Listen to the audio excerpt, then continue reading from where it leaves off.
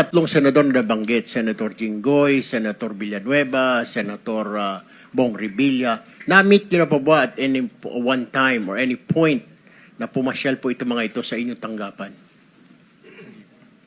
Ako po, hindi po. Parang hindi po sila napunta sa office.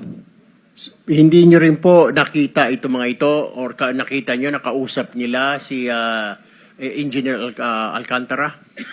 Si kay San Joel po, nakikita ko po nagkakausap sila, nagkakasama po sila. Nagkakasama sila? Opo. What about Senator Jinggoy? Kasi po, lagi po kami magkasama, di ba, sa halos umaga hanggang gabi po.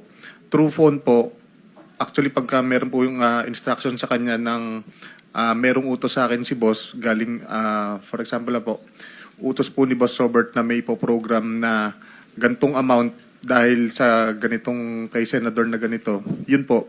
Sino senator na ganito? Walang senator na ganito. Pasensya na po. Kay Senator,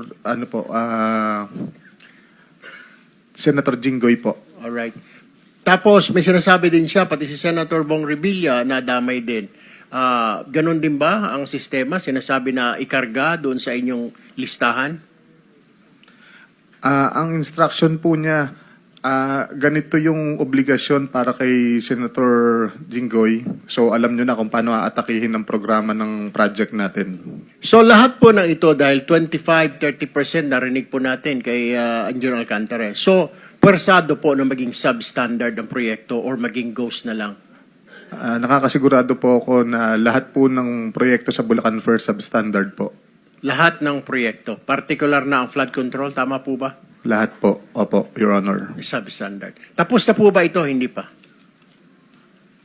Hindi ko po alam sa ngayon, Your Honor. Wala po akong way para ma-monitor po siya. All right. Thank you very much. Mr. Chairman.